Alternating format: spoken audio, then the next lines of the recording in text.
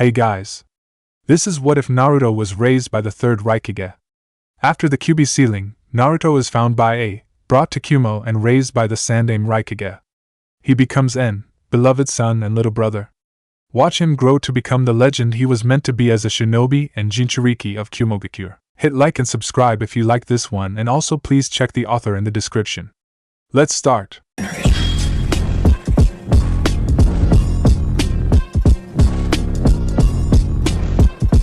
Chapter 1. Protect him. In his office in Kumogakure, the Sandaime Raikage was sifting through the endlessly replenishing pile of reports and official documents that it was his reluctantly accepted duty to oversee. The huge man growled low in his throat as he read yet another sheet outlining the supplies Kumo's hospital once again felt they were in dire need of. I swear, he thought to himself as he approved the seemingly trivial list of demands. As soon as A's old enough, I'm stepping down. I'm a warrior for Kami's sake, not a fucking secretary. His internal tirade was interrupted by a knock at his office door. Eyes open, he growled, before lifting his gaze as his aforementioned son walked in. A slight smirk spread across his hard face. This was the one part of his job that he actually enjoyed doing. A marched up to his father's desk briskly, before standing back stiffly at attention, and waited for the Raikage to speak. Some other Kages, like that bastard Sarutobi, the Sandaime thought to himself, might have enjoyed teasing their soldiers over such attitudes, but the Raikage wasn't one for teasing, and, as such, got straight down to business.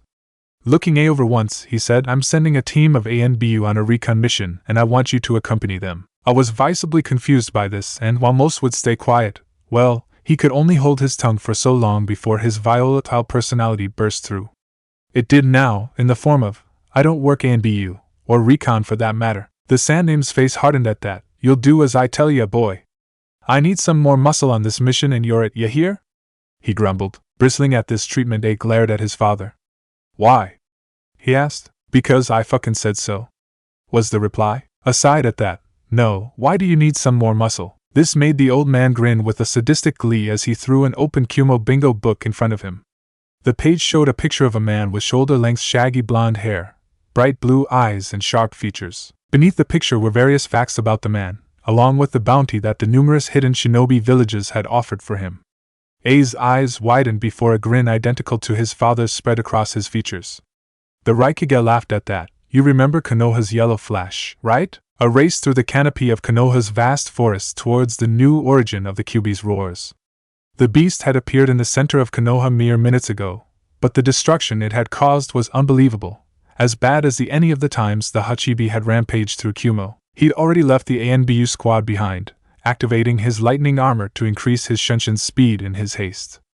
The Yondaime Hokage had used his Hiraishin technique to get the fox away from the village, which meant he was now fighting the beast alone. Whilst he and Namikaze were far from friends, he greatly respected the man, and letting him face the Kyuubi alone was suicide. Invisible to all but the eyes of the famed Uchiha, the future Raikage darted through the foliage until he saw over the next ridge the colossal silhouette of the Bijou. Then he went faster. As he reached the top of the ridge, the clearing the fox had created came into sight, and there he could make out the image of two people, one evidently the Hokage, facing down the creature. Then, suddenly, as they had been about to rush to their aid, the beast made a new noise of a type he'd heard only one thing make before, a bellowing roar of fury and hate and despair.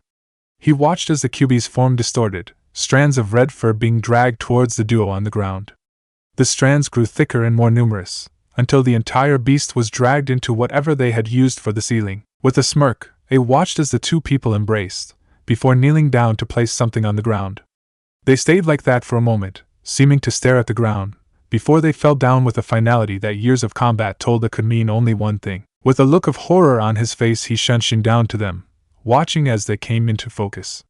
The ever-cheerful face A had come to expect from numerous meetings over peace treaties still had the same quiet contentment as always, and the beautiful woman beside him, her face marred by tears, was smiling slightly, smiling whilst death embraced her as he had moments before. And there, in between their protectively curled forms, was a small Hokage, wrapped in blankets, his eyes closed, as he wailed against the night. The Kyuubi Jinchuuriki. Suddenly, as they stood between them, a painful grip snared his right ankle. Looking down, he saw the bright jade eyes of the crimson-haired woman as she glared at him with more strength and power than any warrior had before. His breath caught, and a shiver shoot up his spine as he took in her blazing eyes and the mane of flames surrounding her fierce face. She's beautiful, he thought, and then she spoke, her voice resonating in his soul. Protect him. I watched as the strength seemed to leave her. Fresh tears rolled down her face as she turned her head to the boy in the blankets, who he realized now was her son as well. She reached up with her hand to stroke his whiskered cheek, holding her hand there, almost reverently, like this boy was the only thing in the world that could ever matter. And as a sob racked her body, a thought he felt her heart break. Here was her little boy, her son, about to be left alone to shoulder the most unholy of burdens. All alone. More sobs followed the first, and as she turned her fierce face back to him, she said it louder. I nodded, barely knowing what he was doing. He would do it. Who wouldn't? Who could not? At his nod, her form lost the tension it had held since she'd grabbed him, and turning her face back to the boy she collapsed again, never taking her eyes off him. She stared for the longest time, and they watched her stare, entranced, horrified, inspired. At last the cries he long since forgotten stopped, and the boy settled down to sleep. She smiled then, a very watery smile, her eyes tearing up again as a crushing sadness overtook her. But she had one more thing to do, one more thing she had to say, the most important thing. I love you, Nana, her last breath. The lights in those beautiful eyes of hers finally left, and they could look away again. He looked at the boy wrapped in the blanket sleeping soundly now, between the two who'd loved him their whole lives, and a few tears of his own seeped through. He didn't allow himself long to cry though, steeling himself, he knelt and took the boy in his arms. Turning away, he used an ordinary shunshin to reach the trees again, where he found his team. They'd only arrived ahead of the Konoha shinobi because they hadn't been involved in the conflict. Looking at them as they took him in, and more importantly the child in his arms, he answered before they had a chance to question him. He's coming with us. Back to Kumo. After a few seconds when nobody objected, he said, let's go. After 32 hours of ceaseless travel, the ANBU team were ready to welcome death with open arms. Not because they hadn't eaten or slept or stopped for the last 32 hours, not even because they'd been forced to shunshin most of the way, and not because of their rigorous ANBU training cause that had been no help. No, it was because the hellish monstrosity wrapped in blankets in A's arms hadn't stopped crying for the last 32 hours. The boy apparently was opposed to the shunshin technique on a personal level, and had started wailing barely 10 minutes after they left Konoha, when one of them had pointed out, as they had on numerous occasions, that the boy seemed a tad upset about their mode of transport. They had been rewarded with a glare from their leader, who had responded by increasing both the pace and the volume of the boy's cries. Now, however, as they stood at the gates to Kumogakure, it seemed the boy had cried himself hoarse, and settled down to sleep soundly in A's massive arms. It is a testament, really, to the standard of the Kumo ANBU's discipline that none of them responded to this beyond the massive amounts of facial tics and twitches that they failed to hold back. And of course, the glares that promised bloody retribution that they directed towards the small bundle. Taking their leave of their slave-driving Taicho, they went to get some sleep, before getting rubber to blow off some steam. A, however, made his way slowly towards the Raikage building, where he knew, despite the early hour, his father would be waiting. He earned many looks as he walked through the streets. People were quite shocked to see the legendary A carrying a child. A few people stopped to ask about the boy, his origins mostly. A responded without hesitation, he's my brother. To civilians and low-ranking shinobi this meant nothing more than what it seemed. However, to the higher-ranking shinobi this was an obvious code, and they quickly shied away from the boy. A bit back his disgusted rebukes at their elitist behavior that he knew B had been forced to deal with for over a year now, but still, he hated them for it. They clamored to gawk at him when they believed he was just a baby, but once they knew he was a Jinchuuriki the same superior looks of disgust appeared on their faces, begging A to tear them a new one for their oppression of his loved ones. And he loved this boy. Already, he was a part of him, now, as assuredly as if he'd been his own flesh and blood. He was his brother, just as B was, and he wished he could protect him from the hate that would follow him throughout his life. Entering the Raikage building, he told the secretary to inform his father he was coming up. It was a code of theirs. Whilst normally he would just arrive at the door, knock and be let in, if he sent word ahead, it meant he had something major to tell him. Right now his father would be frowning, gnashing his teeth and thinking, "Gah, what's the little bastard got himself into this time, eh?" A smirked at the thought. He certainly wouldn't be expecting this. "Hey Dad, guess what? I got you a new son!" The old hard ass would be overjoyed. Chuckling slightly and being careful not to joist the baby, A knocked on the door to the Raikage's office. He received the familiar, eyes open before he stepped into the room. As his son walked into the room with a child in his arms, the Raikage's mind went blank. He stared agape from the boy to A's smirking face and back to the boy again for a few seconds before he burst out laughing.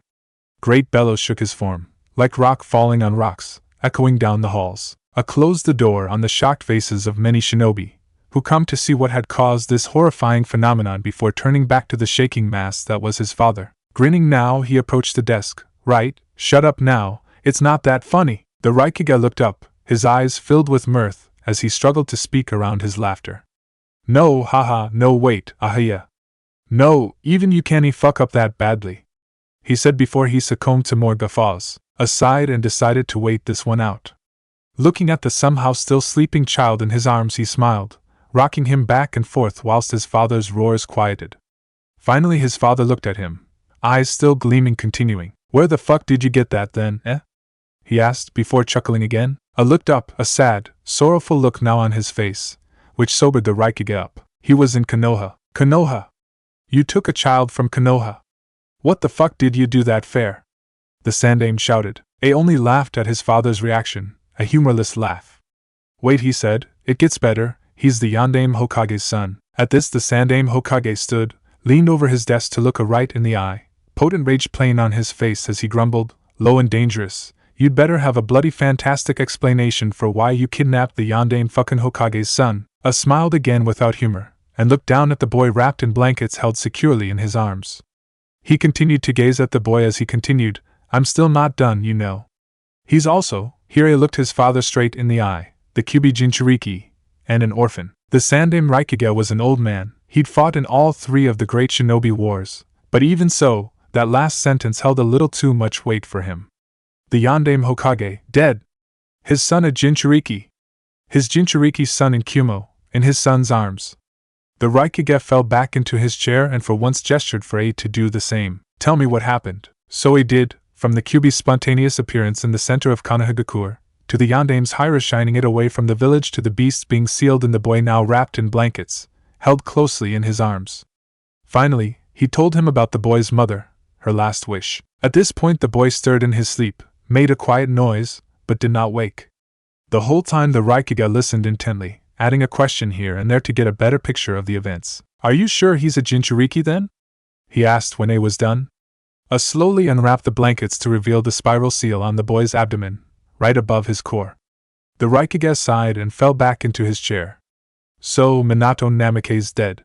There was none of the glee you might expect when a man discovers an old enemy's died. They'd both grown to know Minato since the peace was made, both learned what a charismatic, charming, likable person he was. Looked out the window over Kumogakure, the voice of the unknown Konoha Kunoichi echoing through time, still resonating in his mind. Protect him. Will you adopt him? He asked his father. The Raikage looked up from his own reflections, before looking at the sleeping boy in A's arms. His face softened then as the boy turned in his sleep. I will, he said. He walked around the desk then, and motioned to take the boy from A. Wrapping the blankets tighter around him, A gave the boy to his father, their father. The Sandaime Raikage smiled down at his newest son as he moved in his sleep. The first hours of his life had been tumultuous, terrifying, yet here he was, sound asleep, not a care in the world. Good, thought the Raikage humorously, doesn't scare easy. Make for a good shinobi he will. Like his father's. Thinking of Minato brought another question to the Raikage's mind. Turning to face he asked, she didn't give a name, did she? The mother, shook his head. No, she tried to, I think, but all I know is it begins with N. The Raikage beamed at that. And was wrong with that? N. Good, strong, simple, easy to remember. N. He looked down at the boy in his arms again. Fits too, with Namake's I mean. N will do just fine for him. Smirked at that, easy to remember, is that where they all come from? Lazy old ass. Just then the door to the office flew open and in walked a 6-year-old B, shades and a smile in place as always. Pops, yo big bro. What's up, no? The Raikage laughed aloud at that, B's rapping always entertained him.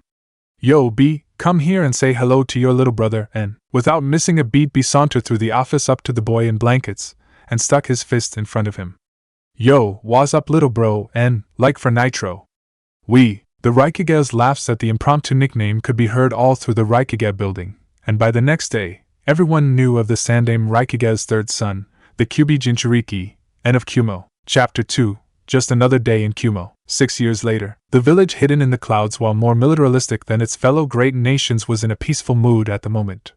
The civilians walked around chatting and gossiping on the things going on in their lives. The shinobi bustled around, the genin doing jobs for the village, while one unlucky teen was trying with no success to capture the wife of the lightning daimyo's cat Shurshur. 1. Apparently she had a sister in the Leaf Village, which scared many genin teams of ever thinking that the demon cat had a sibling and that she could have kittens with its demonic attitude. The Chunin were leaving and returning to the village from their missions or just training, and the Jounin were teaching the genin or heading for missions.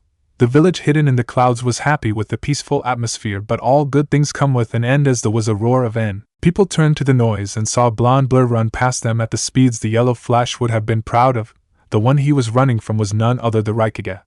When everyone saw him, it took a lot of willpower to not laugh at the Kage. The Raikage was a tall and broad man with dark skin and had yellowish hair. But now his hair was bright green and he had clown makeup all over his face. Right now he was chasing the blonde menace known as En's son of the Raikage, the Jinchuuriki of the Kyuubi, and also known prankster of Kumo. He even had a nickname from his many pranks. He was known as the Orange Shadow because he could even outrun and hide from storm ninjas in bright orange. Said blonde was now currently ducking through the crowds until he felt like he was safe. And looked around, and seeing that his father was nowhere in sight, he slowed down to a jog with a big grin on his eye. Got away. Then he heard a shout, elbow slam, and felt an elbow hit him on the head, knocking him to the ground, and looked up and saw with horror his father with a menacing aura around him, though the moment was kind of ruined with his clown makeup and green hair. Hey Tusen, he managed weakly while rubbing his rather large bump. His father glared at him. And what gave you the idea to prank me like this? And grinned at him while I said that I couldn't prank you because you're a super shinobi and could never be pranked, and I told him that I could, and if I couldn't then me and BNI would stop rapping in front of him for a week, and if I won he would teach me a super cool lightning jutsu. Raisin couldn't help but smile at his son. He was only 6 but already had the chakra reserves of a low chunin, and thanks to the Kyuubi he had ungodly stamina. He was like a sponge when it came to ninjutsu and taijutsu, and already had great skill in kenjutsu, not to mention he had an accelerated healing rate. Thinking of the Kyuubi, Raisin frowned, knowing how the villagers disliked both B and N for what they contain. With B, people kept thinking that one day the Hachibi was going to gain control and go on a rampage like so many hosts before, and the same went for N, but they feared him more since he held the strongest of the Ju in him. Stupid fools, he thought, they should know that they are the ones stopping their beasts from attacking the village. In a way they are heroes but are treated like outcasts. Raisin was a smart man. He wouldn't be Raikage for just pure power. He knew that a Jinchuuriki wasn't the demon they contained. It was like a sealing scroll. If you seal a katana in a scroll, does it make the scroll a katana? No, it was just a scroll with a katana inside. The villagers were still a problem though. While they weren't totally nice, they didn't do anything than glare at the boys, since both were the sons of the Raikage, and couldn't do anything else or else fear his wrath. So now Aini owes me a jutsu, and I'm gonna become the most powerful ninja ever. And yelled excitedly, jerking Raisin back to the present. Raisin chuckled at his youngest son. Oh, is that so? Are you going to be going for Raikage when you're big enough to be the size of my arm? And pouted. While he did have a muscular build from his training with his brothers, he was still skinny compared to the rest of them. Both B and A both loved to tease him about it, but it was obvious how much they loved their little brother, or Lil Nine as B says. Raisin smiled. N and his older brothers were inseparable, and looked up to both of them, though he acts more like B than A. Heck, he and B would sometimes rap together if only to get on A's nerves, and did act like A in some parts. Sometimes he thinks that the door is too much of a hassle to get to and would rather jump through a wall or a window. The first time N did that, A was so happy that someone finally understood why wall and window exits are more awesome and just walking through a door is just too troublesome. With B, he and N could be twins if they didn't look the same. Both shared the burden of being a Jinchuuriki, but that didn't stop them from being fun. It was both B's and N's dream to have full control of their beasts, and become the village protectors and to be treated with respect. They were always smiling, and sometimes with N rapping. I thanked Kemi every day that N didn't rap as much as B did. Right now N and B were working on some sort of project together, and they wouldn't tell anyone what it was, which meant something since they would usually yell out to the heavens about what they were doing. Raisin looked over their village as the sun set. He couldn't help but look at the beauty of the sun setting in the monstrous mountains around the village. And let's go home, and you're still not off the hook for doing this to me. Tomorrow you're going to run down the mountain and up again with no chakra, he called. Or would Dad? N complained. That shut N up. And no, Dad, he stuttered fearfully. After walking up to the top of the mountain where the Raikage's house is, the sunset making the sky a deep crimson red mixed with royal purple. The birds were singing goodbye to the day. All in all, it was peaceful. Then the two males heard a voice. Yo Lil Nine, looks like you won that bet just fine. And grin, no one can beat the shadow. I won that bet a long time ago. Another voice joined in. Dear Cammy, when will you stop your rapping? And grinned at his older brothers A and B as they walked toward them. At the same time, B and N said, never now, stop your yapping. A cry of double elbow slam was heard as the two rappers shot through the air. Raisin chuckled as he saw his two youngest sons fly away from A's jutsu. Just another day in Kumo. Chapter 3, The Plan. Later that night, 12 o'clock, two figures walked through the village hidden in the clouds. A small wind gusted with the bitter cold of the mountains. Their cloaks flapped in the breeze. It was hard to see in the dark, but one could see a faint imitation of clouds on the cloak. The two figures continued to walk for several minutes until they stopped by Training Field 77, which was located by a small mountain with a waterfall on the top that would form a pool at the bottom. The smaller of the two spoke to the other one in whisper, are you sure this place is good? The larger one nodded and in a serious voice spoke, yes, this is a perfect spot for our plan. No one would suspect this place. It's out of the way, few cloud shinobi come here, so we won't be detected. The smaller of the two, which were now identified as males from their voices, spoke to his partner. Alright, the scroll said that the chamber is in the mountain and the entrance is in the pool. Let's hurry, we can't be discovered. The two males then jumped into the water, which was freezing as they were in the mountains. The two sucked it though. The larger one focused chakra to his palm, making the pool light up eerily, allowing them to see through the murky water. After a minute of searching, they found an entrance near the base of the mountain that went straight up. The two swam up until they arrived at a dark cavern. They got out of the pool of water with the larger one still focusing chakra to his palm. They used a simple jutsu to dry themselves off. The chamber was old and clearly hadn't been used in decades. There were cobwebs everywhere and stalagmites and stalactites fused together. In case you don't know, that can take centuries depending on the size. As they looked around in interest, the smaller one nudged his friend as they saw a small tunnel in the far corner. The larger one went through it first since he held the light source, the smaller closely following behind him, tensed as though expecting a trap or ambush. The two males walked in silence, both in deep thought of what would happen if the scroll was right, and what they had always dreamed of was going to be found in a few minutes. Soon they reached the end of the tunnel and into a small cavern with multiple tunnels leading out of the cavern. The taller one stopped abruptly, causing the smaller one to bump into him.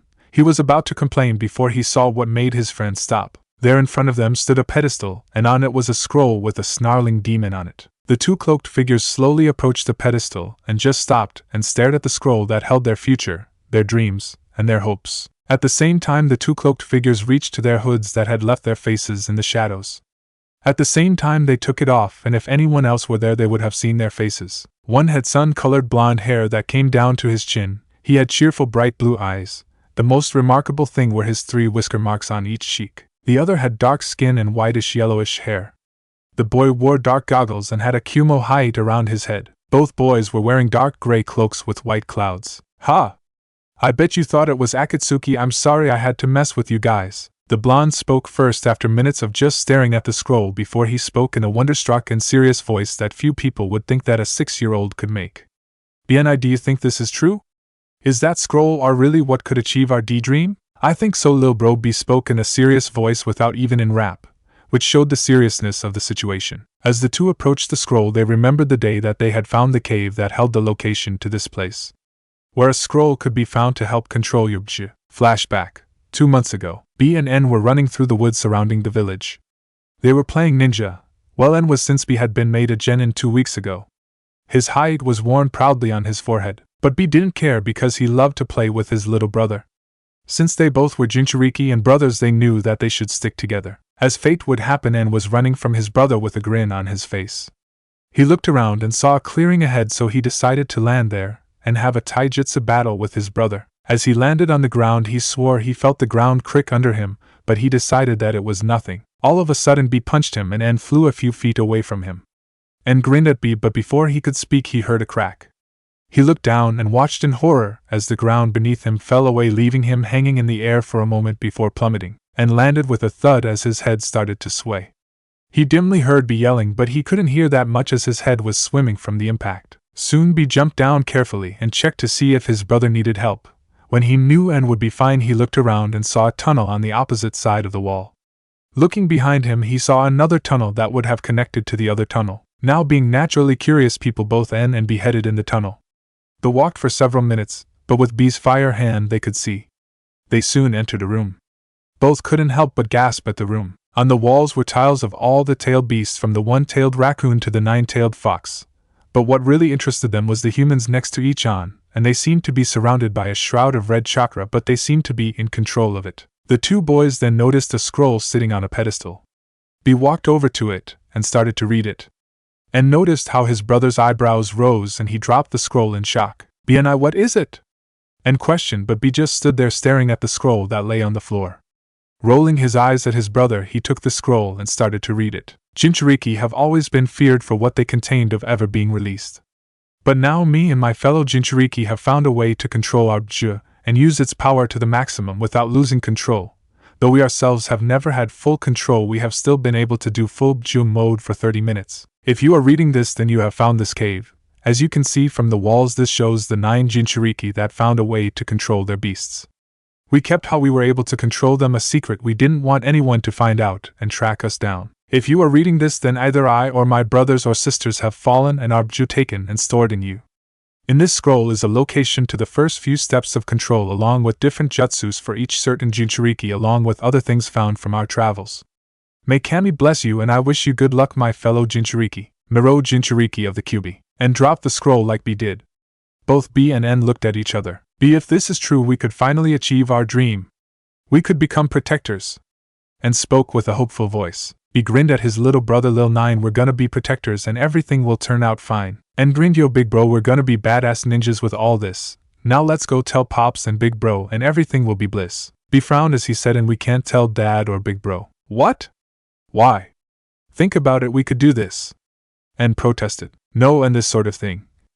This is between Jinchuuriki, we can tell dad and big bro later, but right now only you and me should know. What about Yujito, big bro? She has the right to know, said N. B frowned, no lil bro, Yujito don't need to know. We don't even know if this is true, we can't get our hopes up. When we get our bju under control, we will tell her all we know. And smiled at his brother, and he held out his right fist in front of B. We gonna take this class. B smiled and fist bumped his brother, and we're gonna kick some ass. Slash what? I'm not a good rapper, you try it slash. After this they took the scroll and headed home.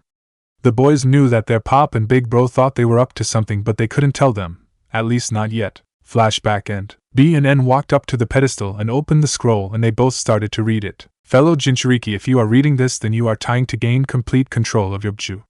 To control your bju, it will take guts, courage, and willpower. Since we can't leave all the scrolls in one place in case someone untrustworthy finds it, I have left a seal at the bottom of the scroll with the locations of the control scrolls and other Jinchuuriki jutsu. Only a Jinchuuriki can open the seal. Simply use your chakra that contains demon chakra, allowing you to open the seal. This scrolls contains one of the steps to controlling your bju. I will not lie to you that very few have done this, and this will take many years for you to do, but with patience the full control of your bju is well worth it. The best way to do this is to have your bju help you. But I must warn you that your bju's chakra is so full of hate that if you get more than you can control, it is nearly impossible to stop you from going into a bloodlust. There are 4 levels of bju chakra. They are initial Jinchuuriki state, chakra cloak, version 2, and full bju. You should first begin with the initial Jinchuuriki state, where only your eyes will change color. When you have mastered this state, you can start with the Jinchuuriki cloak. The more tails you use, the more power it is. There are 2 types of the chakra cloak. If you have a bju with enough tails, then you can access this. The first of them is version 1, which when your body is just surrounded by your bju's chakra, but then there is the version 2 cloak. The only way to activate this cloak is when you reach a certain level of tails. If you activate this, then your skin will burn off and you will turn into a mini version of your bju. The last state is full bju state. This can only be achieved if you have full control of your bju, where you will turn into the very bju you possess. If you have reached this level, few things can stop you. These are the steps you must take to control your bju. On another note, this cave was specially made to help keep control of your bju's chakra. If you lose control, it can help control it, but remember that you can lose control outside of this cave. In this cave there is a pool of water that was blessed by the 9 Jinchuuriki that gained control of their bju. This will allow you to meet your bju faster, since you normally have to be in a life or death situation to meet your bju. Also, in the tunnels around the cavern, each lead into a room with the jutsu of the Jinchuuriki. Also are other techniques found during our travels. May you use your power well, and I hope that you shall succeed. Right, O Jinchuuriki of the 6 tails. As they finished reading, they looked around and they saw in the middle of the cavern was a pool with pristine clear water.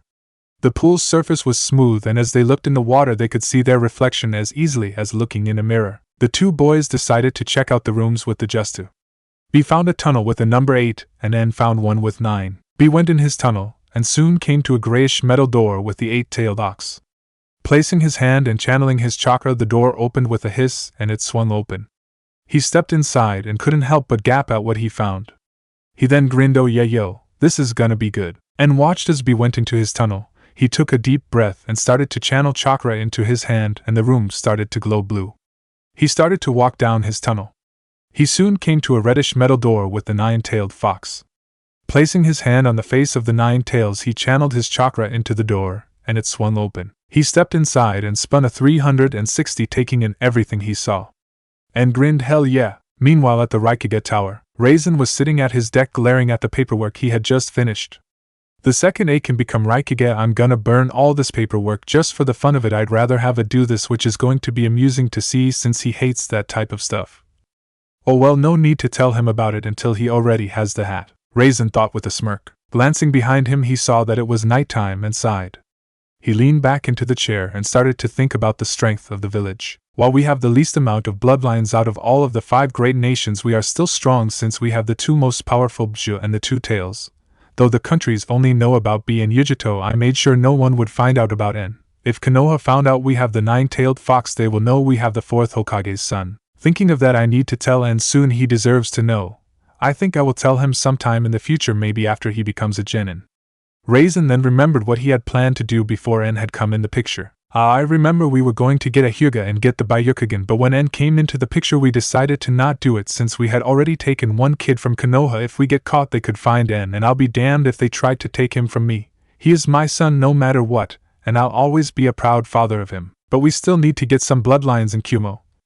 I'll think about this tomorrow. I'll ask her what he thinks. Just as Raisin stood up from his chair, his assistant Kurai walked in. "Excuse me, Raikage-sama, but a man is here to see you about joining Kumo." Raisin groaned, "Damn, can't this wait till morning? I'm exhausted." A man in a cloak walked in and took off his hood. The second he saw the man's face, all thought of exhaustion were out of Raisin's mind as he took in the man's features. The man who was only in his early teens, was tall with dark hair and pale skin. What really stood out were the expressionless onyx eyes that flashed red for a moment. Raisin sat back down. "Itachi Uchiha, what pleasure do I owe you for coming to my village?" Chapter 4. What they found. Last time on N of Kumo. Just as Raisin stood up from his chair, his assistant Kurai walked in. "Excuse me, Raikage-sama, but a man is here to see you about joining Kumo." Rai groaned, "Damn, can't this wait till morning? I'm exhausted." A man in a cloak walked in and took off his hood. The second he saw the man's face, all thoughts of exhaustion were out of Raisin's mind as he took in the man's features. The man, who was only in his late teens, was tall with dark hair and pale skin. What really stood out was the expressionless onyx eyes that flashed red for a moment. Raisin sat back down. "Itachi Uchiha, what pleasure do I owe you for coming to my village?" Itachi Uchiha inspected the man in front of him before sighing. "I would like to become a ninja of Kumogakure," he plainly said. Raisin raised an eyebrow. "According to my spies, you are a wanted S-rank missing ninja from Konoha for killing your entire clan. Care to explain that?" Itachi took out a scroll and tossed it to the Raikage. The man caught it, and when he finished reading he looked up in shock. "You mean to tell me that the Uchiha clan was planning a coup and you were ordered to eliminate your clan by orders of the council?" he asked, shocked by these current events. Itachi nodded. "Since I couldn't say this to the Leaf Village or else the Uchihas would forever be known as traitors, I asked the Hokage if he could write a scroll containing the information of what happened so I can join another village without being killed on sight." Raisin nodded. "Why do you want to join Kumogakure?" "Since Konoha is in an alliance with Suna, I couldn't go there without being arrested. I would be killed on sight since I am from Konoha. And Kiri is in a bloodline civil war. Since I possess the Sharingan, I doubt that would be a smart move for me. Kumo was the only opinion since you are in neither an alliance nor in a civil war. Not to mention I possess a Keki Genkai, which is a world-renowned dojutsu.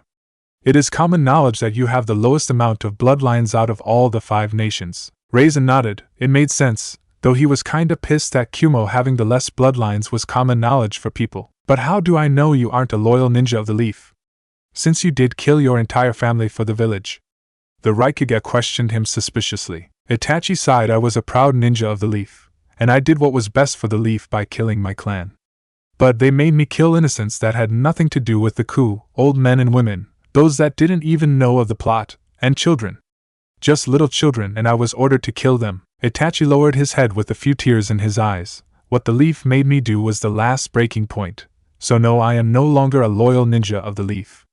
Itachi's eyes seemed to darken. I didn't kill the children, but someone else did. Who?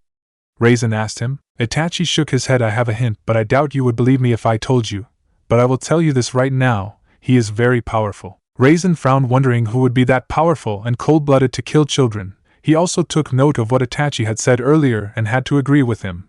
Being forced to kill one's family, including innocents, can make even the loyalist of men turn traitor. Obviously, he would be put under watch until he earned his trust, of course. The Raikage smiled. Very well, Kurai. His assistant came in. Raikage-sama? Raisin smiled at Itachi. We shall continue this tomorrow after I inform the council.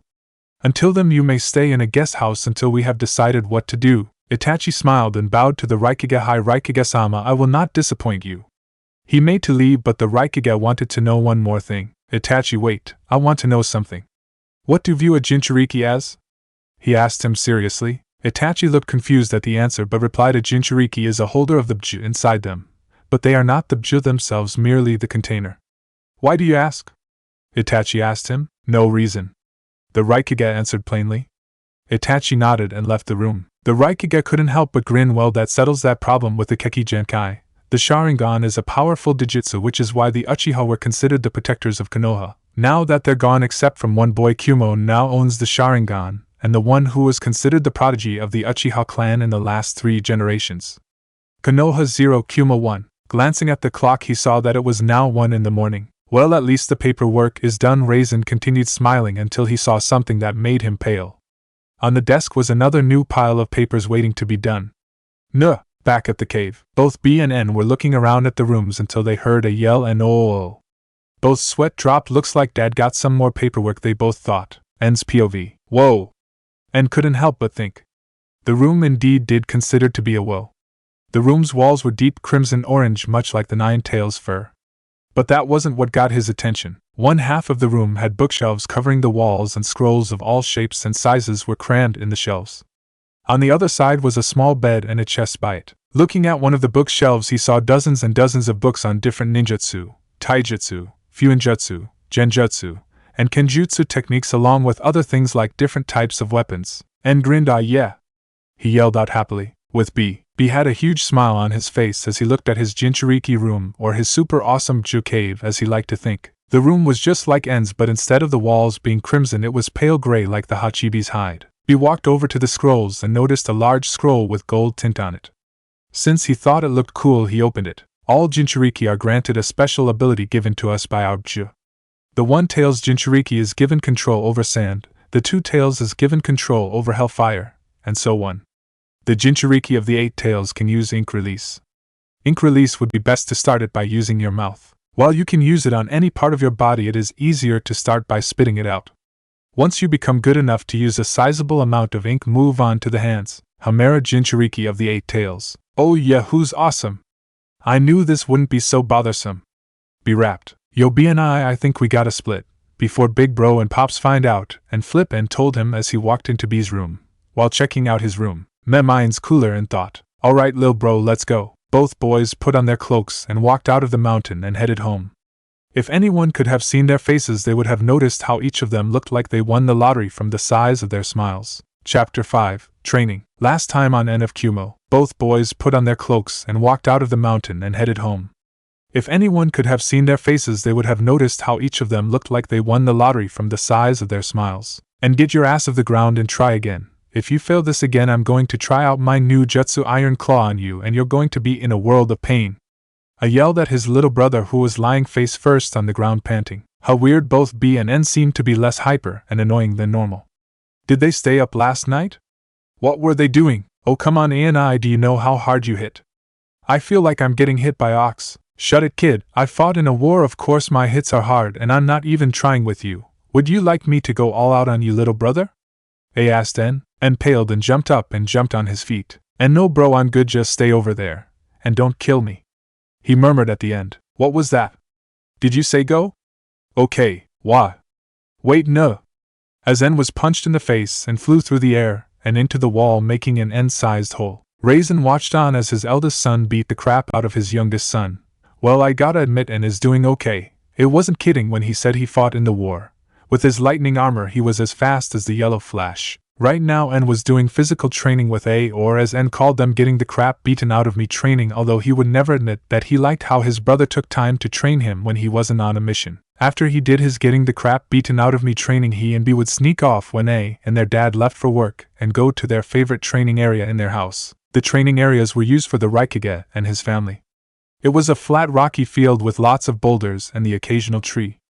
It was perfect for learning destructive jutsu, and in the middle where the rock was smooth, perfect for kenjutsu. Right now B and N were trying to create their own style. Both B and N remembered when A told them of how he had to fight a sword master who could fight with 4 swords on different places of his body. When they heard this, they immediately got interested and told A of how they were going to be able to do that but with more swords. Now it, being the nice brother he was, started to laugh at them and told them how they were too idiotic to even be able to hold one sword, much less more. When they said this, both B and N had fire in their eyes and swore that they would do it, and when they could they were going to beat his ass into the ground. I was impressed with their threat, but still laughed since N didn't even reach his arm and B wasn't even to his bicep. Okay B and I, since A-Team doesn't believe we can do this, we gotta do it, and shove his words back in his face. Yeah, Lil 9, how dare he act all cool and superior when all he does is whine?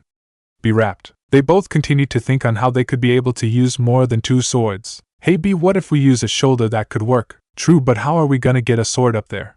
B asked him. I don't know, we could throw it in the air or something.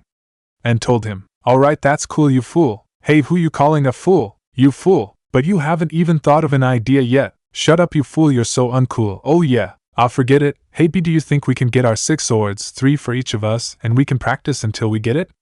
I think they came in today from old man Araji's place. Yeah, fool, I can, cause I'm the killer BFO show. I am not a fool, you fool. 5 minutes after our 2 favorite Jinchuuriki are done deciding who is a fool and who isn't, N and B were walking through the village, both thinking of new raps to use and hand motions, causing any foreign people to look at them like they were insane. They ignored the glares they got from some of the civilians and shinobi. Soon they got to their favorite store, Arashur Shinobi Weapons Store. A girl in N's class named Karui, who was one of his few friends, family owned the store. The 2 brothers walked into the store, where they immediately went up to the counter and B yelled out, "Yo, old man, guess who's here?" "Us, that's right, oh yeah. Well, look who we have here. How are you boys? You need some kunai?" A voice called out from the back room of the store. A dark-skinned man with short red hair came into the boys' view. Araji was a retired Jounin Kenjutsu master. He retired after Karui was born because he wanted to be there when she grew up. Even though it's been 6 years since he went on a mission, that doesn't mean he has lost his skill in Kenjutsu. He knew about the boys' idea to wield more than one sword and gave out some advice. He was also one of the few who didn't view the 2 Jinchuuriki as monsters. "Hey old man, me and B need 3 swords each. Did you get the type of swords that could go with our style?" And asked him. "Oh yeah, and they came yesterday. I got you 3 each along with their sheaths, here they are. Also here are the blunted guards that you put on so you don't hurt yourself when you throw them in the air and miss the place you're trying to catch it." Araji then pulled out 6 swords and their sheaths. Just like the anime sword / see, nice and light so you won't be worn down for using them. Cool bro, now we can learn what we wanted to know a long time ago, be wrapped. Alright, that will be 6,000 Ryo. Also remember that these swords are made out of special metal that can channel your elemental chakra. I thought you'd like that. Wow, thanks old man. Yo big bro, we are gonna be Kenjutsu masters. I know, you fool. We so cool. Shut up B, I'm not a fool, you fool. Araji watched with amusement as the 2 brothers left the store, still arguing of whom the fool was. Those boys are something else. I have no doubt that they will become great ninja from either their stubbornness or their will to never give up, he thought before turning back to the counter and started to sharpen his katana. Raikage's tower. Raisin was in his office glaring at the paperwork that was mocking him. If looks could kill, the paperwork would have been burned, stabbed, shredded, electrocuted, and buried alive. So to speak, the paperwork would have died badly. A knock at the door disrupted him from his glaring match. Eyes open, he yelled. I came into the room and sat down in the chair in front of him. "You needed to see me, Pops?" "Yes, last night something surprising happened last night." A quirked and eyebrow defined surprising. Itachi Uchiha came into my office and asked to join Kumogakure. A's eyes widened. What? Are you seriously thinking of letting him join? He killed his whole clan, for God's sake. Raisin reached into his drawer and pulled out the scroll Itachi gave him and tossed it to A. A looked at the scroll with confusion. "What's this?" "Just read it." As A read the scroll, his eyes got wider and wider. A looked at his father. "This for real, Pops?" "Man, didn't see that coming." A said. Raisin nodded. "I know what you mean, boy. But on the bright side, Kumo now owns the Sharingan, Of course we will have to try to keep this a secret. Good thing that the villagers know to keep their mouths shut on ninja affairs or people could have found out about N. Also with him, B. and Yujito being Jinchuuriki. A nodded. Speaking of N, can I start teaching him lightning jutsu? He has already mastered his other studies. The kid, while being an idiot at most things, you can't deny that he will be a feared shinobi when he gets older, plus he already knows some basic jutsu. I think it's time for lightning. Raisin couldn't help but smile with pride as he thought of how his youngest son was already a pro at certain skills where even other kids couldn't do. Yes, I think it's time for him to learn lightning. Plus I believe you owe him a lightning jutsu for winning that bet with you. Raisin's proud smile turned into a frown. And if you ever think of including me in one of N's pranks, well, let's just say I'll only have 2 sons left, Raisin said with a smile that promised pain and a dark aura around him. It didn't help that lightning started to spark around him. I started to sweat a little. Even though he was considered a S-class ninja with speeds that rivaled the yellow flash, his father still scared the shit out of him. Okay dad, no problem. Alright boy, now there is another reason why I called you in here, Raisin informed his son. Alright, what is it? Do you need me to smash some guy's head in for messing with Kumo? No, well there is a mission that is like that which I saved for you, but no, this is different. Before talking to Itachi I was thinking of our standing with the other nations. With bloodlines we have the lowest amount. And Itachi told me that he came here besides other reasons because it's common knowledge that we have the least bloodlines. I gnashed his teeth in anger at how people thought Kumo having the least amount of bloodlines was common knowledge for other people, making them, Kumo, look weak. Raisin noticed his son's anger and continued, we need to add more bloodlines into our country. While we do have many strong ninja without bloodlines, it would help our military to gain more. Though this does not mean Kumo is weak, since Konoha has 0 Jinchuuriki, Taki, and Suna have 1 Jinchuuriki, and Iwa and Kiri have 2 Jinchuuriki, while Kumo has 3 Jinchuuriki, and we have the strongest and second strongest Ju along with the Nibi. I smiled. Jinchuuriki were way more powerful than a bloodline user, and even without their Ju B, N, and Yujito were already very good with the shinobi arts. Alright Pop, so what do you propose we do? Hey, you can't go in there. Kurai's voice came from behind the door, making both the Raikage and his eldest son look at the door. And as they did so the door slammed open and both N and became running in, soon followed with an irate Kurai. Raikage-sama, I apologize, I tried to tell them you were in a meeting with A, but you know them, and they just rushed in here. Kurai apologized to Raisin. Raisin just sighed, it's fine Kurai, just leave them here. Kurai nodded and left the room. Raisin glared at his 2 youngest sons with an annoyed look. Alright boys, why'd you come in here when I'm in a meeting with A? Ah, come on Pops, you know us. No matter what you say, it's always gonna be a bus. B rapped to his father, making him snort in amusement at his son's particular speech, while A gained a tick mark. Yeah, we only want to know what's going on. I don't see how that's so wrong. And rapped. Raisin sighed, knowing that these 2 were his sons, and like him they were stubborn as mules and never gave up. Fine, but don't interrupt or you're gonna get it, understand? He told them. The 2 Jinchuuriki nodded and sat in the chairs on either side of A. Raisin returned his attention to a well, since we do need bloodlines and I'm trying to get ideas, so you got any? I had a thoughtful look on his face. Well, we could always try to steal a bloodline from a village, though that could lead to war if we get caught. Raisin nodded. He had already thought of that idea but knew the risks were too high. Yo Pops, instead of trying to steal a bloodline, why not find people who are shunned by their clan and would like a new start? And isn't there a bloodline purge going on in Kiri? I bet lots of bloodline users are either orphaned or are looking for a home, and if we came in and offered them a place where instead of being feared for having a bloodline they have respect, and told them with a thoughtful look on his face. And that has got to be the stupids. I trailed off when he realized what N was saying. Wow, how did we not think of that, Pops? A asked, and both Raisin and A couldn't help but feel embarrassed for having their 6-year-old son/brother think of a perfect idea to get bloodlines before them. Yeah, great idea, and can't believe we didn't think of that. You're a smart one, that's for sure, Raisin told N, making him grin and rub his head sheepishly. Whoa, what about me, Pop? B asked with indignation. I looked at his little brother. Yeah, what about you? You're the stupidest out of us. Raisin ignored B's indignant yell of hey, and pondered on what N had told him. Alright, it's settled. I'll send out some teams to infiltrate Kiri to see if we can convince people to join Kumo. I'll also have some teams find the orphaned children from the clans, since they deserve a good life, Raisin told them. The Raikage turned to his youngest son N. A and I were talking and we decided that A is going to start to teach you lightning jutsu. N's face lit up. What, really? Awesome, does that mean I can learn you and A's super badass lightning armor? Man, when I learn that I'm gonna be so awesome. Raisin and A laughed. And it took me years to create the lightning armor by scratch. And it's not a jutsu that you master right away. You may learn it when you're older and we deem you ready, but you have to train your best every day using the armor to get to me and your brother's level.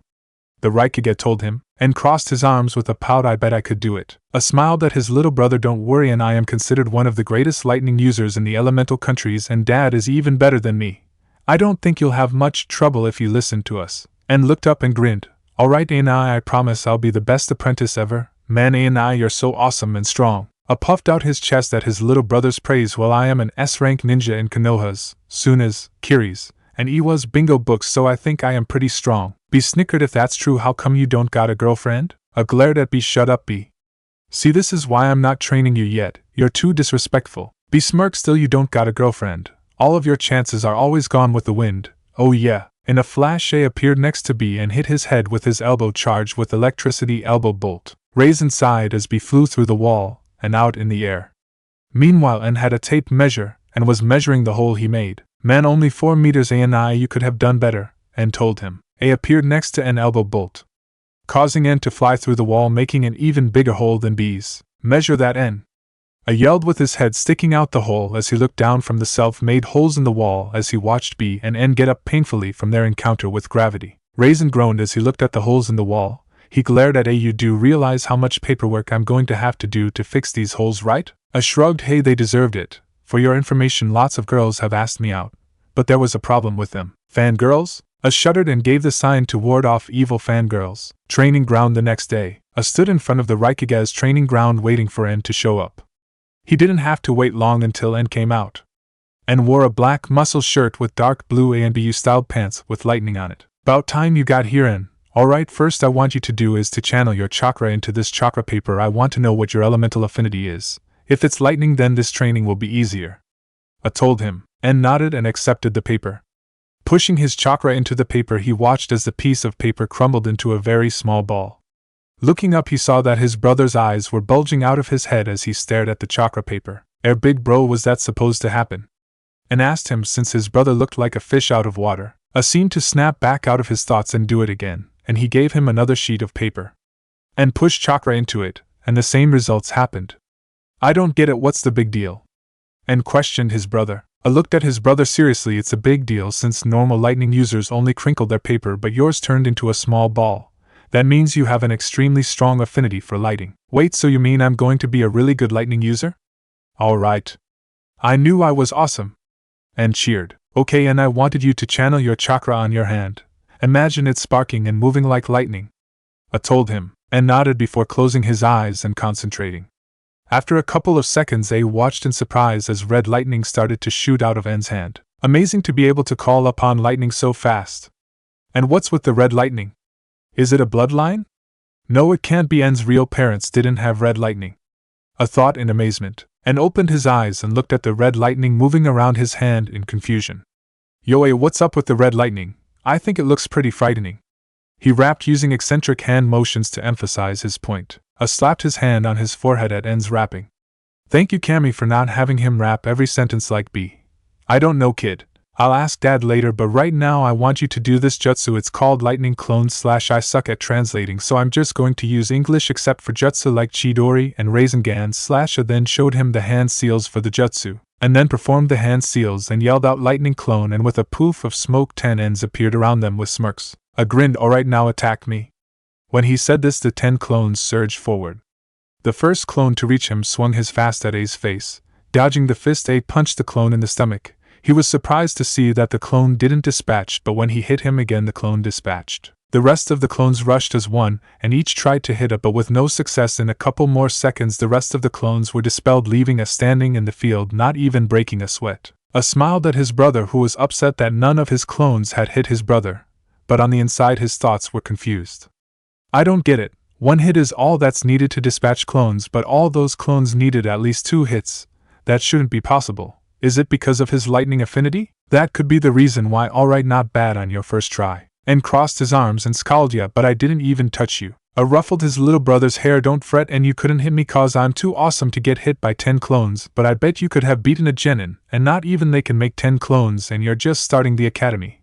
Besides, maybe one day you may beat me in a fight. Just remember this and never give up, and give it your all. If you follow that, then I have no doubt you can become one of Kumo's strongest ninja. And beamed at A's praise, but it turned back into a scowl at the ending. Now if only you and B would stop being idiots, and stop rapping, then people will take you seriously. Hey, rapping is a gift. If you can't accept that, then you need a lift and rapped. A sweat dropped. What does that even mean? Okay, and since you have such a powerful affinity for lightning, we are going to do elemental training. As they said this, he walked up to one of the trees on the outskirts of the training area and grabbed a handful of leaves. Normally only Jounin do this, but since I am a good teacher, and your affinity is so strong, we are going to start now. Okay, and I want you try and crinkle this leaf by turning your chakra into lightning.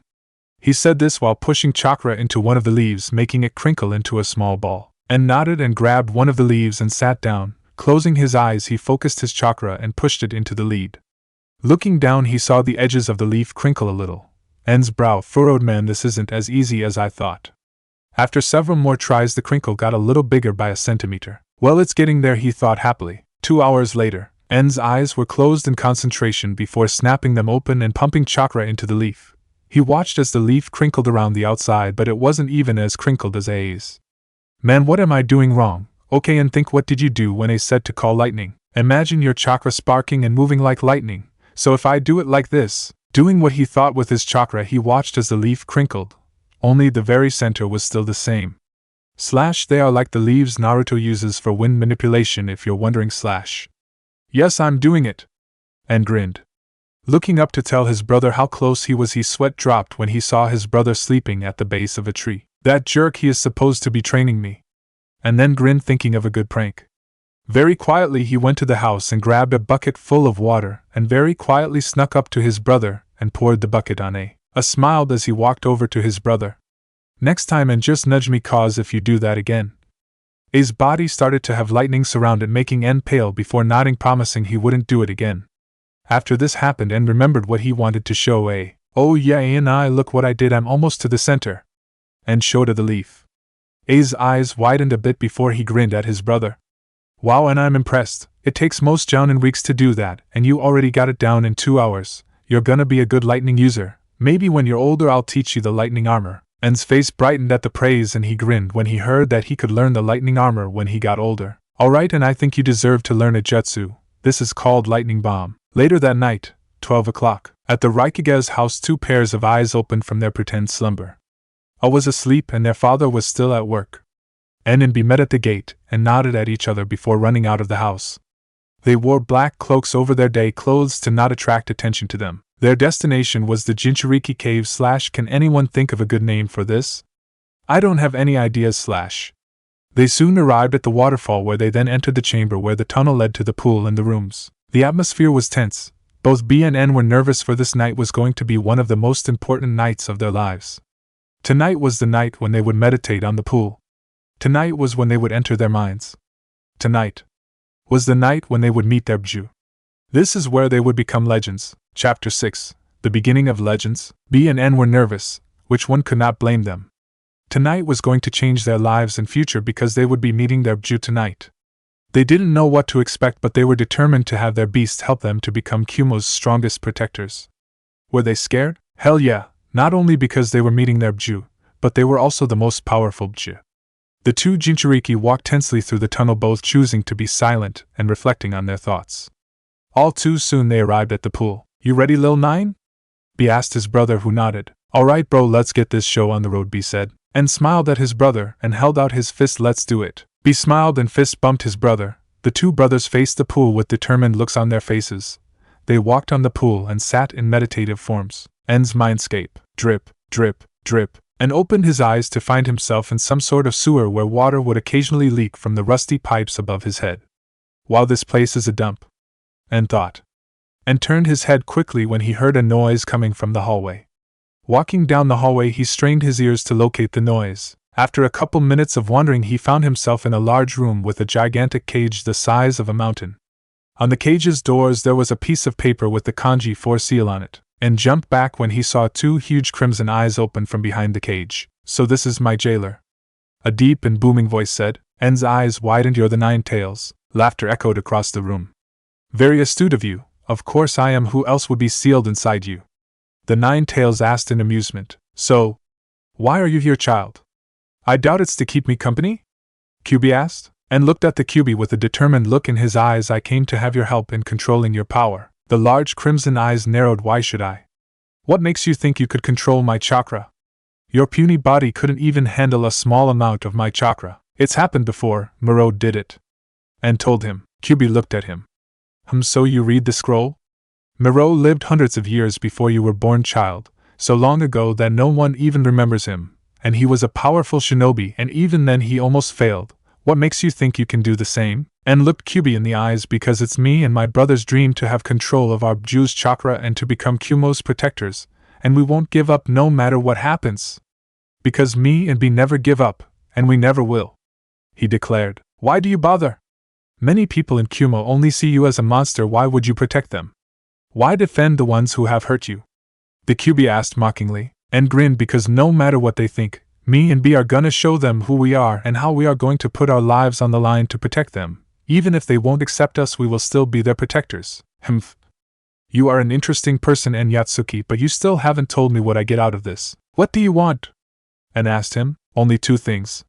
I want you to tweak this seal into letting me share your senses. It gets dull just laying in the cage. I want to feel the wind whistling past me, the scents around me, and noises around me.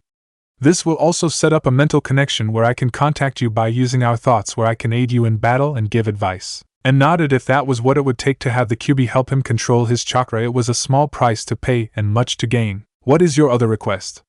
And asked him. The atmosphere in the room changed until N felt like he was on top of one of Kumo's mountains. Killing intent started to fill the room, making N nervous. While the Ki was a small amount, this was the Kyuubi's Ki, but N held strong, not willing to look weak in front of the Nine Tails. I want you to kill a certain person, someone who made a fool out of me and forced me to do his bidding. I will not rest until that man is in my claws while I use his spine as a toothpick. I won't tell you who he is now. When I deem you strong enough, I will tell you. The Nine Tails snarled out, but at the last sentence the Ki lessened, and the room warmed up again as he spoke normally, and was curious on who this man was that Kyuubi would want him to kill him. He was surprised and nervous that a man could take control of the Nine Tails. He knew that this man was not to be underestimated at all. Okay, you have a deal, Kyuubi. How do I tweak the seal to let you have my senses? And asked, since he had no idea on how to do such a thing. You need to rip off a piece of the seal. What? Do you think I'm stupid, Kyuubi? If I did that, then the whole seal would fall apart, and you would be freed. And exclaimed. The Kyuubi's sweat dropped at N's reaction. Geez, relax, kid. Even if you ripped up a piece of the seal, there are so many fail-safes and backups that the piece missing won't even weaken the seal at all. And thought it over, since he had seen his seal that was located on his stomach, and it did look a lot more complicated than his older brother's iron seal, which was located on his shoulder. And his dad did say his seal was more powerful, but he never said what kind of seal it was or how it was performed, and decided to trust the fox, and walked up to the cage where the piece of paper was located. Kyuubi used his powers to lift N up to the seal using the water located in Mindscape. Just as N was about to rip off a piece of the seal, he remembered that he didn't know how much to rip off. Hey, how much should I rip off? 9. I don't want to rip too much off since that won't be very fine. N rapped. The Nine Tails sighed at his host's rap while thinking this is going to be annoying with his rap. About the size of your thumbnail should do. Be prepared for a little pain since my chakra will flood your system. And nodded and ripped off said amount where red chakra cocooned around him, which brought a burning pain all over his body. He immediately fell of the water platform, twitching in pain. What is this? And thought. The Nine Tails sighed again. Didn't I just tell you, kid? I said that there would be pain when you ripped off the piece of the seal, and glared at the fox. Well, you could have mentioned that it would hurt a lot. You just said be prepared for a little pain. That was a lot of pain, he yelled. Kyuubi just grinned at the spiky blonde-haired Jinchuuriki. Well, you know the saying, no pain, no gain. Wherein mumbled something about dumb foxes. Soon enough the pain subsided and Kyuubi could feel what was going on outside of the mindscape. Alright, kid, since you upheld your side of the bargain, I'll uphold my side. Starting tomorrow night I will be training you in using my chakra and your Jinchuuriki abilities, Kyuubi told him, and perked up when he heard this and was curious on what his Jinchuuriki ability was, since B had told him his abilities but N couldn't find a scroll that told him his. Wow, what are they? And asked excitedly, thinking of all the cool things he could do with his Jinchuuriki abilities. Kyuubi smirked at his host's enthusiasm. Since I am the strongest Ju, I have 2 abilities that I pass down to my Jinchuuriki. My most powerful one you have already unlocked. Seeing N's confused face, he continued on. Your red lightning came from me. You're my second Jinchuuriki to unlock this, since my other 2 never did. But then again, they didn't want to associate themselves with me, so I didn't give it to them. Wait, I thought you haven't been sealed since Muro died, and stated. Kyuubi snorted. Kid, I've been sealed in you humans for over 100 years since Muro died. Anyway, your red lightning is much different from regular lightning, since like your brother said you have a much greater control of it, making it much stronger. My lightning is more superior than anyone else's lightning. The lightning is more powerful and more deadly than normal lightning. For example, if you were to use your father's and older brother's lightning armor to your full extent when you master it, you will be more faster than them. It is nearly impossible to pierce the armor since it already has a good defense, and you will have more strength in your attacks. I bet you could surpass them one day, Kyuubi told him, and his thoughts were going 1,000,000 miles per second. This was way cooler than B's ink release and Ox Hide, since this could allow him to become even stronger than his pops and Big Bro, who are some of the world's strongest ninja. Alright, what's the other one? And asked with a grin. You have a faster regeneration than the other Jinchuuriki, which means you will heal even faster than your brother, and won't have to worry too much on injuries unless it's fatal, or you run out of chakra, but since I'm sealed in you that probably won't happen. Kyuubi told him, and couldn't help but grin. Not only does he have a badass strong affinity for lightning where he could surpass his oldest brother and father, but he also had a fast regeneration where the only way he could die in battle was using too much chakra or fatal attacks. Yes, he was very happy right now. Kyuubi groaned in annoyance. You're not going to stop with the rapping, are you? He asked dryly, and smirked and crossed his arms. No way, bro, that's just the way I roll. Whatever, kid, just go and come back tomorrow. I won't go easy on you. I will not have a weak host. Got it, got it. And thanks, Kyuubi, and closed his eyes, and he faded away from the mindscape back to the real world. Maybe this won't be so bad after all, Kyuubi thought to himself before drifting off to sleep, back in the pool, and opened his eyes to find himself sitting on the pool with his brother by him. Glancing over, he noticed that B still seemed to be in his mindscape, and got worried. What if Hachibi wouldn't help? But he banished those thoughts away. This is Big Bro, there is no way he could fail, and thought with a small smile. B's mindscape. Whoosh. Crash. Whoosh. Crash. Whoosh. Crash. B opened his eyes and found himself in a dark cave. He could hear waves crashing against rocks somewhere in the background. The cave was damp with gritty sand mixed in with dark pebbles. Water leaked from the ceiling, making B wonder if the cave was underwater. Bang! B jerked his head toward the sound that seemed to vibrate around the cave. It sounded as if something large, heavy, and very angry had hit something made of metal. Now any sensible person would have run off in the other direction in fear of whatever was making that noise, and wouldn't even dare think of even finding out what was making the noises, much less investigating. But this was B. He took off through the dark tunnels toward the sound, passing through different caves and tunnels, but he seemed to know where he was going. After a couple minutes of running through multiple tunnels, he finally reached a huge cavern that was so tall he couldn't see the top. In front of his way, a giant cage made of iron that was locked by a piece of paper that had the kanji 4 seal. Walking closer, he tried to make out what was before jumping back when he saw a gigantic fist punch the cage, making a loud ringing noise that vibrated all throughout the cavern. He looked closer and saw the 8-tailed octopus bull in all its glory. Blast this infernal cage. Hachibi punched the cage again, but it held firm. The octopus bull then noticed B standing in front of the cage. You release me at once. The 8 tails roared. B backed up. No thanks, just stay in that cage, and calm down from your rage. B rapped. Hachibi tried to smash B with his fists, but the iron bars were too close together, not letting him reach the rapping Jinchuuriki. Since I can't reach you, let's do this the old-fashioned way. Hachibi said with a smirk. Now why don't you come over to this cage and release me? No thanks, that's not a smart thing to do. But I got a thing I need to ask you. B said. Hachibi's eye twitched. What is up with your speaking? Are you an idiot or something? It sounds like crap. B twitched. It's called rap, and it is defiantly not crap. He yelled at the huge beast in front of him. Shut up. Hachibi said. Why are you here, human? I hope it's to release me because I want to get out of here. I came to ask you for help controlling your chakra. B said seriously. Silence reigned in the cave before. Ha ha ha. That's the funniest thing I've heard in a while. The Hachibi roared in laughter. B glared at him. Hey. Be quiet, yo, before I take off your other horn like my big bad bro, B said, referring to the missing top of one of the Hachibi's horns, which had been cut off by A during the last time the Hachibi had been released. How dare you! The next time I get out of here, I'm going to kill your brother for what he did. It's an insult for a mere human to cut off one of my horns. Hachibi roared at him. The thing is, you're not going to get out like that, since I will never release you no matter what I go through, since I'm going to be Kumo's protector.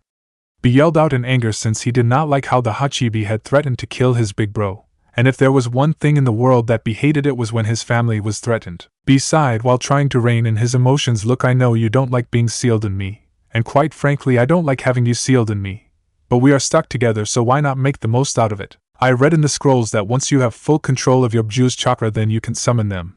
Think about it, instead of waiting in this dark cage trying to break free, why not help me and I can summon you and let you come out once in a while, as long as you don't try to hurt the ones I love. Instead of me just taking all your chakra and leaving you alone, we can be partners and maybe even friends.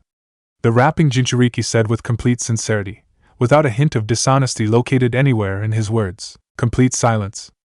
Hachibi seemed to be in deep thought before he spoke. Why would you offer to do this? All my other hosts spoke of taking my chakra and leaving me to rot in this cage, and none even hinted of trying to be my friend. So I have to ask. Why? The Hachibi spoke without a hint of malice, just a curious tone, since he could tell that B was telling the truth. B grinned. Well, like I said, we're stuck together, so why not get along? I don't see what's so wrong. Turning back into the fun-loving and rap-loving B. Still, how do I know you're just lying, and if you do gain full control of my chakra, just leave me in this dark cave? Hachibi asked, but he knew that B was telling the truth. I know what it's like to be hated, but that never stopped me from having a smile on my face. Sure, people can call me demon, but in the end I'll prove to them I'm not a demon, but a proud protector and guardian of Kumo, just like my little bro. So I'm going to give you a chance to be friends. You can take it, and if I do get control of your chakra, I can let you out once in a while. Maybe I'll let you smash some things, or you can just stay in this dark and damp cage. B said to the giant ox octopus. Very well. B looked up at the Bju in shock. What? Not thinking it would be this easy to convince the Eight Tails to help him, especially with how they had first met. I'm willing to give you a chance. I only ask one thing. It get boring in this, so with your permission I want you to be able to access your senses. This way I can see, hear, feel, taste whatever you feel. I'll also set up a mental connection where we can talk without you coming in the mindscape. This way I can give advice to you when you're in battle or out of a battle. I can also set this up with your little brother, since he has Kyuubi in him, and we can talk to them within the contact. I'll also help you with your Jinchuuriki abilities. Hachibi spoke with a small smile on his face. B returned the smile. Okay, how do I do that, Ado? Since I really don't know. B rapped. Hachibi's sweat dropped at his host's speech pattern. Maybe it isn't a good idea to set up a mental connection, the Hachibi thought to himself. Just rip off a piece of the seal the size of your thumbnail. Seeing B's expression, he continued on. Don't worry, it won't even make a dent in the seal. It'll just allow me to set up the contact and senses, and that's it. Hachibi promised. B walked up to the seal. Just as he was about to touch the paper, Hachibi spoke up. There will be a little pain, since some of my chakra will flood your chakra system, so prepare yourself. The Hachibi warned. B nodded and ripped off said amount of the seal. Immediately red chakra swirled around him, causing him to cry out in pain as he felt the Hachibi's chakra flood his system. After a minute the pain was gone. After he got his breathing under control, he stood up and glared at the Octobull. You said there would only be a little pain, B accused. Hachibi smirked. Well, you know the saying, no pain, no gain. For a second Hachibi and B swore they heard someone sneeze before hearing a voice saying someone took my line. Before they decided it was just their imagination. Alright Hachi, I got to go and meet with Lil 9 and see if he is doing fine. B said. Hachibi nodded his head. See you, kid. Tomorrow night we will start training. And I won't go easy on you. B smiled. What other kind of training is as good as the hard ones? B closed his eyes and concentrated on leaving his mindscape. All of a sudden the sound of waves disappeared, and when he opened his eyes he found himself back in the cave with his little bro looking at him expectantly. So how did it go, big bro? Did he agree to help you get control? N asked / rapped. B grinned his goofy grin. How do you think Lil 9, me and Ado are going to do? Fine. What about you? And grinned his own goofy grin. It went good, big bro. Me and 9 got it under control. Glad to hear. We should probably leave now, lil bro. We can't let people know about this place yet. B told him as they got up to leave. Hey big bro, and spoke as they jumped out of the waterfall before heading off in the direction of home. When can we tell Yujito about what we found? He asked, referring to the other Jinchuuriki in Kumo. Yujito was N's age and was the great-grandniece of the second Raikage. She used to live with her mother outside of Kumo when she was little after her dad had died during a mission, but a year ago her mother died from an illness, leaving her alone. The boy's dad brought her to Kumo and had her live with him and his family in their family compound. She was the Jinchuuriki of the Nibi. N and B were her closest friends, since most people didn't want to talk to her since she was a Jinchuuriki. Both B and N knew that the glares and murmurs affected her more than them, and both tried their hardest along with their dad and A to make her feel accepted. We will bro, but let's tell her when we get our one-tailed state mastered, since she will have to use half of the Nibi's chakra to use a cloak, and I don't know if it will affect her more than it will than us. He explained, and nodded slowly, seeing the wisdom in that, but frowned. I don't like hiding things from her, bro. B grinned at his little brother. Oh Lil 9, you got the hots from Little Miss too. I can see the sparks flying from you. He teased while N turned a bright shade of red. Shut up, B. I don't like her like that, can't you see? N complained, hoping B would stop teasing him. But then again, this was B and he didn't give up easily. You're turning pretty red. I wonder what stuff you're thinking in your head. B teased him, and just muttered under his breath about big brothers sticking their noses in other people's business. Soon enough, the two rapping Jinchuuriki arrived at their home. As they entered the kitchen, they noticed that the clock said 4 a.m. Man, I'm beat, the two boys thought. As the two Jinchuuriki went off into their rooms and laid down exhausted before they fell asleep, they couldn't help but give one more content smile. Tonight had gone perfectly. They had their Bju helping them become powerful and gain their friendship. Their greatest dream could now become a reality. Tonight was the night where their journey to become legends began.